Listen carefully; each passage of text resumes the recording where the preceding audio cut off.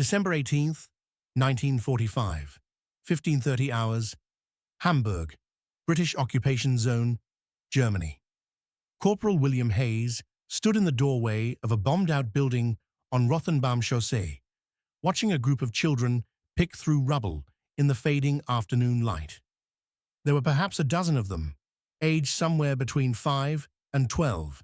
It was hard to tell precisely because malnutrition made them all look younger than they likely were.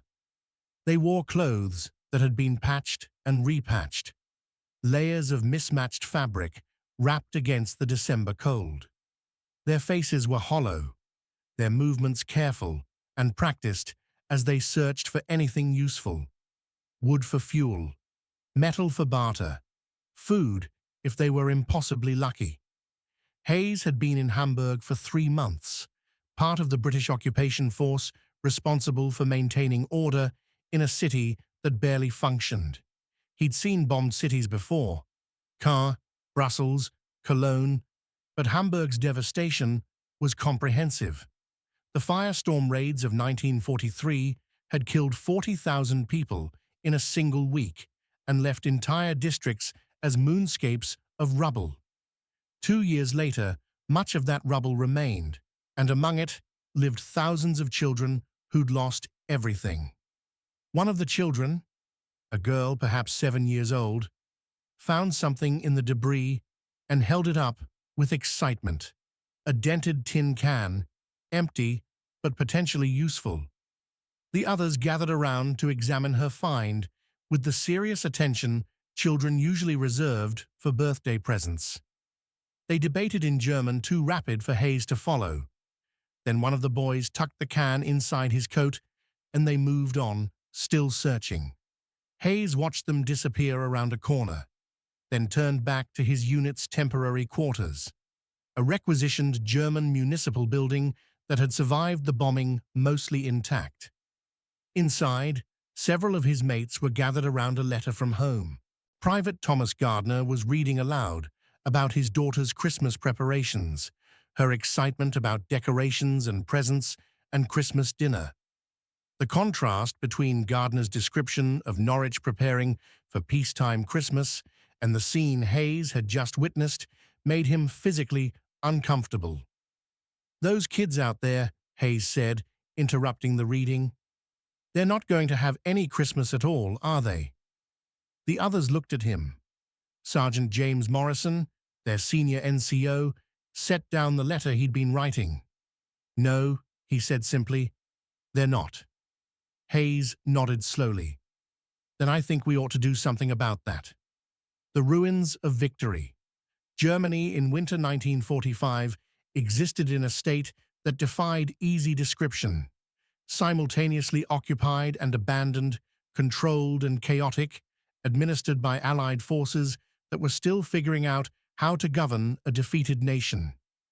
The physical devastation was comprehensive. Allied bombing campaigns had destroyed not just military and industrial targets, but entire city centers, transportation networks, utilities infrastructure.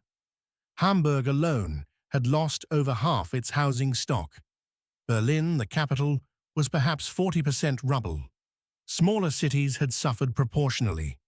Würzburg destroyed in 20 minutes. Pforzheim losing 80% of its buildings in a single raid. Dresden's historic center reduced to ash and stone. But physical destruction was only part of Germany's collapse. The economic system had disintegrated. Currency was nearly worthless, with cigarettes and food becoming practical means of exchange. The distribution systems that had kept populations fed during wartime had broken down, leaving cities dependent on whatever Allied occupation forces chose to provide. Refugees from the east, Germans fleeing Soviet occupation, streamed westward in numbers that overwhelmed any attempt at organized assistance. Disease was widespread, with typhus and tuberculosis spreading in overcrowded, unsanitary conditions. Children suffered most acutely. Estimates suggested that between 1 and 2 million German children had been orphaned by war's end. parents killed in bombing raids, in combat, in the war's final chaotic months. Thousands more had been separated from parents in the confusion of evacuation and displacement, becoming functionally orphaned even if their parents lived somewhere. These children survived through scavenging, through charity when available, through joining informal groups that shared resources and provided basic security in numbers. British occupation forces encountered these children constantly. They appeared wherever troops were stationed, drawn by the possibility of food from mess halls, by waste bins that might contain something useful, by the simple presence of adults who represented stability in a world that had lost it entirely. Some soldiers tried to help individually, sharing rations, giving chocolate bars, providing warm clothing when available. Others maintained professional distance, recognizing that they couldn't save everyone and that their role was military occupation rather than humanitarian relief. Most fell somewhere between, moved by children's suffering but uncertain what they could practically do about it. The idea spreads.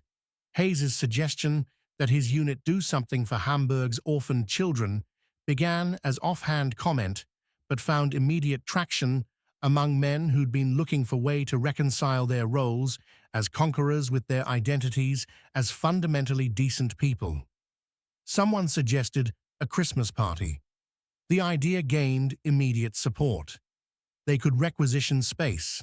There were plenty of empty halls in Hamburg. They could pool personal resources to buy or make small gifts. They could prepare a special meal using whatever ingredients they could obtain legitimately. They could create Christmas celebration for children who otherwise would have none.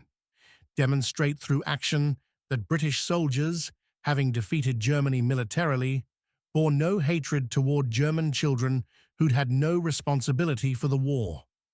Sergeant Morrison took the idea to their company commander, Captain Robert Ashford, a schoolteacher in civilian life who'd been called up in 1939 and spent 6 years watching war destroy Europe. Ashford listened to the proposal, considered the various regulations it might violate, weighed his responsibility to maintain discipline against his recognition that his men needed this as much as the children did, and gave his approval with one condition. Everything must be done properly, with no theft of army supplies, no violation of fraternization rules, nothing that would embarrass the unit or compromise military order. With official approval secured, planning began in earnest.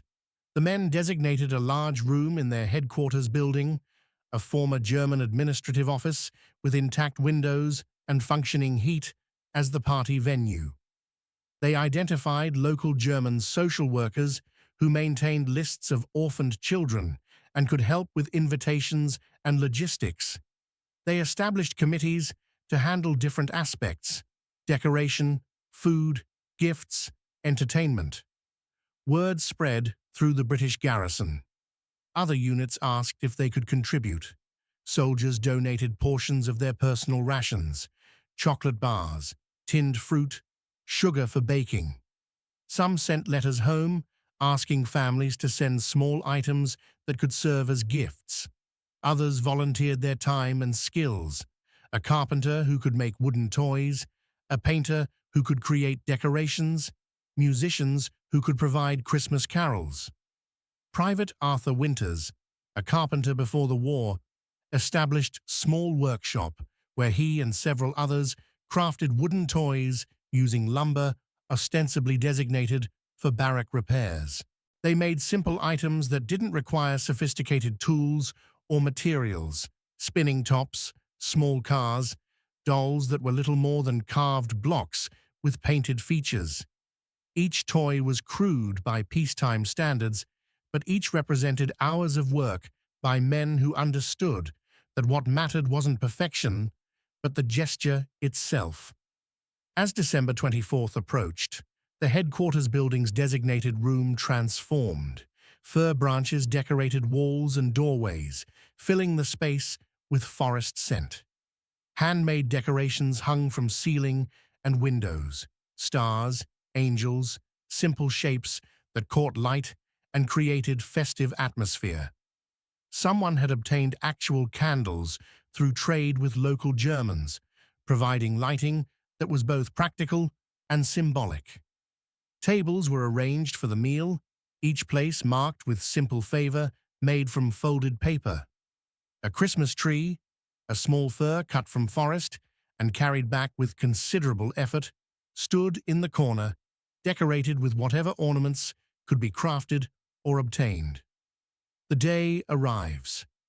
December 24th, 1945. Dawned cold and grey, typical Hamburg winter weather that threatened snow but delivered only bitter wind and damp cold that penetrated every inadequate coat and worn-through shoe. The children began arriving around mid-afternoon, brought by German social workers who'd spent the morning gathering them from various locations across the British sector. Many came reluctantly, uncertain what to expect from invitation to party hosted by occupation forces. They'd been taught for years that British were enemies, had experienced British bombs destroying their city, associated British uniforms with defeat and occupation. Now, those same British soldiers were offering Christmas celebration, a contradiction so unexpected that many children couldn't process it. The soldiers who greeted them at the headquarters building understood this wariness and responded with gentle patience. They smiled, spoke in broken German or simple English, gestured welcomingly toward the decorated room where warmth and food and celebration awaited. Some children remained hesitant, clinging to social workers or older children who'd become protectors. Others, younger or perhaps simply too tired to maintain fear, accepted the welcome and entered with cautious curiosity. Inside, the transformation from military headquarters to Christmas venue was complete. The room was warm. Precious fuel burned lavishly for one afternoon to ensure children wouldn't be cold. Candles provided soft lighting that made the decorations glow. The Christmas tree, modest by pre-war standards but magnificent in context of 1945 Hamburg, dominated one corner. Tables were set with plates and cups, each place prepared as if for honored guests rather than defeated enemies' orphaned children. The meal began with hot cocoa, real chocolate mixed with powdered milk and sugar, served in ceramic cups that were warm to hold and wonderful to taste. Many children drank slowly, savoring every sip of something they hadn't tasted in years. The main meal followed, soup made from vegetables and real meat, bread that was fresh rather than stale, portions that were generous rather than minimal. Some children ate rapidly, driven by hunger that wouldn't accept that food was sufficient. Others ate carefully, trying to make each bite last, uncertain when they'd eat so well again. British soldiers served the meal, moving among tables with pots and ladles, ensuring every child received full portion and offering seconds to any who wanted more. The role reversal was striking. British soldiers, representing victorious power, acting as waiters to German children, treating them with courtesy and care that contradicted everything those children had been taught about enemies and occupation. After the meal came entertainment. Several soldiers had formed makeshift band, a harmonica, an accordion obtained from somewhere, voices raised in Christmas carols.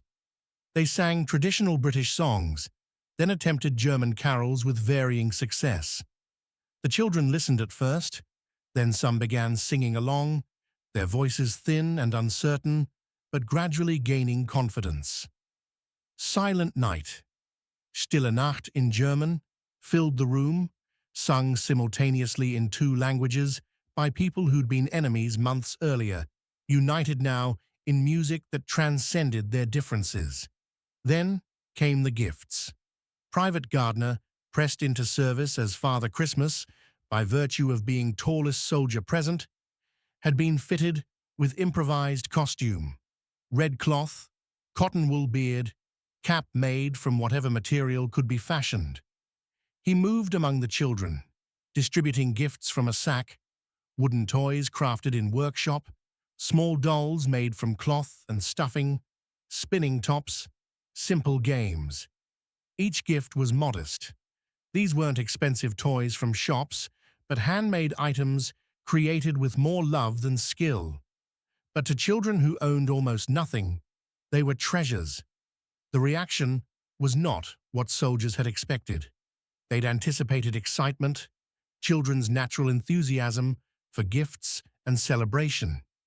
Instead, many children wept, not tears of joy, but of overwhelming emotion that seemed to come from somewhere deeper than happiness, relief perhaps, or release of tension held too long, or simple recognition that someone cared enough to give them this moment of normalcy in a world that had been abnormal for years. A girl, perhaps 8 years old, receiving a cloth doll no bigger than her hand, clutched it to her chest and sobbed uncontrollably. Hayes, who'd given her the doll, knelt beside her awkwardly, uncertain how to respond. She looked at him with eyes that seemed far too old for her face and said something in German he didn't understand. One of the social workers translated softly. She says, "Thank you." She says, this is the first present she's received since her mother died. The moment broke something in Hayes. He'd seen combat, had witnessed death and suffering, had maintained professional composure through circumstances that should have broken men. But this child crying over a simple doll, grateful for kindness she'd stopped expecting from world that had given her only loss, this penetrated his defenses in ways combat never had. He placed his hand gently on her shoulder, offered her his handkerchief for her tears, and said the only German phrase he knew with certainty. Es tut mir leid. I'm sorry. The silent wait. The party continued through the afternoon and into early evening, gradually transforming from formal celebration to something more organic and genuine. Children relaxed as they realized no trap was coming, no cruelty waiting behind the kindness. They began playing with their new toys, showing them to each other with the universal language of childhood that required no translation. Some played games soldiers organized, simple activities that needed no sophisticated equipment, just space and energy and willingness to be silly. Others simply sat in the warm room, holding their gifts, watching decorations flicker in candlelight, absorbing the experience of safety and plenty that most hadn't felt in years. British soldiers, initially maintaining somewhat formal distance between themselves and the children, gradually relaxed as well. They sat with children, attempted conversation despite language barriers, demonstrated how toys worked, laughed at children's reactions.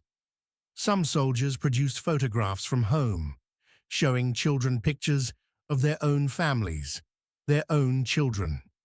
The photos fascinated German children, who studied them carefully as if trying to understand these enemy soldiers who had families and children and normal lives beyond their military roles.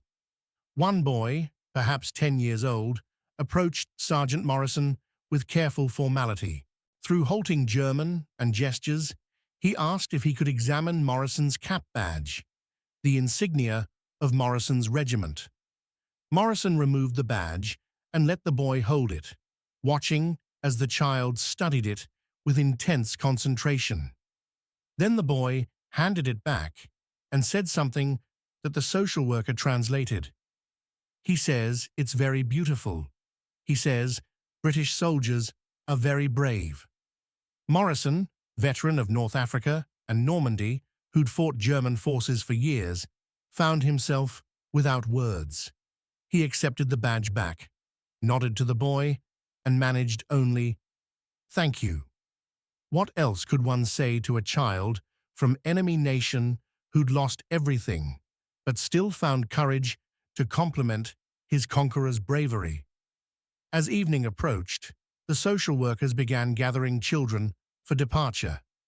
They lived in various locations across Hamburg, requiring multiple trips by truck to return them. The children left reluctantly, many turning back to wave goodbye, others clutching their gifts as if afraid they might disappear. Some tried to express thanks in German that soldiers didn't fully understand, but whose meaning was clear from tone and gesture. The soldiers watched them go with complicated emotions. They'd spent one afternoon making Christmas for 200 children, providing brief respite from harsh reality that would resume the moment they left. Tomorrow, these children would return to their ruins and their hunger and their loss. The toys would break or be traded for food. The memories of warmth and plenty would fade against daily survival's demands. One Christmas party couldn't solve anything fundamental about Germany's collapse or children's suffering within it. But for one afternoon, they'd done something. They'd shown children that enemies could be kind, that British soldiers weren't monsters propaganda had described, that even in defeat and occupation, there could be moments of human connection. They'd given hungry children full stomachs, and cold children warmth, and grieving children toys to hold. It wasn't enough. It couldn't be enough, given the scale of need. But it was what they could do, and they'd done it. The aftermath. The days following Christmas party saw various reactions ripple through Hamburg's British garrison and German population. Some British officers questioned whether the party had been appropriate, whether fraternization regulations had been adequately observed, whether soldiers' time and resources had been properly employed, whether setting precedent of such assistance created expectations that couldn't be sustained. The questions were valid from an administrative standpoint, but felt hollow to men who'd witnessed children's tears of gratitude for simple gifts and basic kindness. Captain Ashford defended his men's actions in reports submitted to higher headquarters, emphasizing that everything had been done through proper channels with appropriate approvals, that no army property had been stolen or misused, that the party had actually improved relations between British forces and German civilians in ways that served occupation objectives. His reports were accepted, establishing precedent that similar activities were permissible within proper limits. German civilians' reactions were mixed. Some remained hostile, seeing British kindness as manipulation designed to soften German resistance to occupation. Others were genuinely moved, recognizing that soldiers who'd recently fought against Germany had chosen to help German children when they had no military obligation to do so. Word of the Christmas party spread through Hamburg's German population, becoming one of those stories people told each other. British soldiers giving party for orphans, treating German children with kindness despite everything that had happened. The children themselves carried memories of that afternoon forward in ways that would influence their understanding of British people and occupation forces generally. They'd experienced British soldiers as something other than enemies or occupiers, as humans capable of compassion, men who would spend their own resources and time to create Christmas for children who'd lost everything. That experience didn't erase the bombing, or the defeat, or the ongoing hardship of occupation, but it complicated simple narratives of vengeance and cruelty that might otherwise have dominated their memories. Several soldiers wrote home about the party, their letters describing the experience with mixture of satisfaction and sorrow. Private Gardner wrote to his wife, "We gave these German children Christmas today. I kept thinking about our Sarah, safe at home with her presents and her full belly, and looking at these kids who had nothing. They cried when we gave them toys we'd made from scrap wood. It was the best thing I've done in this whole damned war, And the saddest, I'm glad I did it, but I can't stop thinking about all the other children we can't help. His letter captured what many soldiers felt, proud of what they'd accomplished, but acutely aware of its limitations, satisfied with their gesture, but conscious that gesture couldn't address fundamental problems of Germany's collapse and children's suffering within it. They'd done what they could, which was simultaneously meaningful and insufficient, the measure of victory. British soldiers who organized that party weren't motivated by propaganda objectives or psychological warfare considerations. They acted from simple recognition that children were suffering, and they had means to alleviate some of that suffering for brief time. They gave up personal resources, volunteered their time, worked hard to create celebration that benefited people.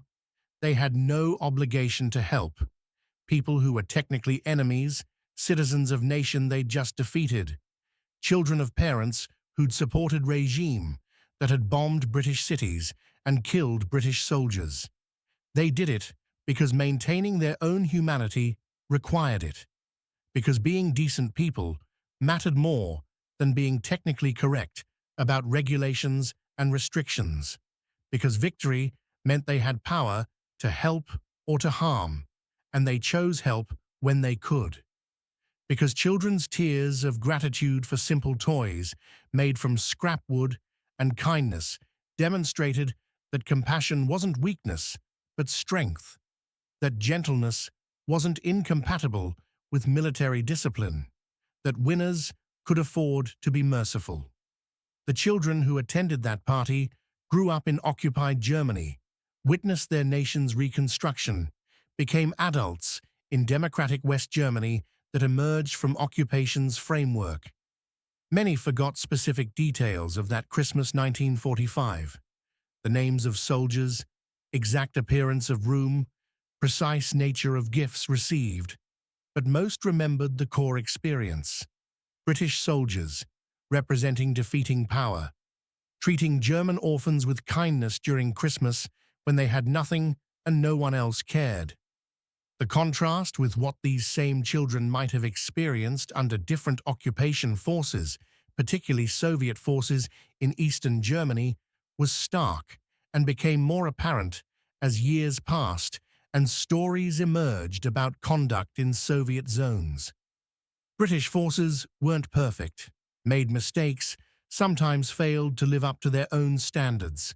But on balance, British occupation maintained standards of decency that made occupied populations' experience bearable rather than horrific, that treated defeated Germans as humans rather than subhumans, that demonstrated victors could maintain civilization's standards even when dealing with those who'd abandoned such standards entirely. The war was over. Germany had fallen. British soldiers had won decisively and completely. And then, having won, they chose to give Christmas to enemies' orphaned children. That choice defined what British victory meant better than any battle could. Conquerors with humanity intact, occupiers who maintained standards, winners who understood that strength included gentleness and power included mercy. That was Britain in 1945. Not perfect, not solving everything, just doing what it could to help children who needed help. Because that's what decent people did, even when circumstances might excuse doing less.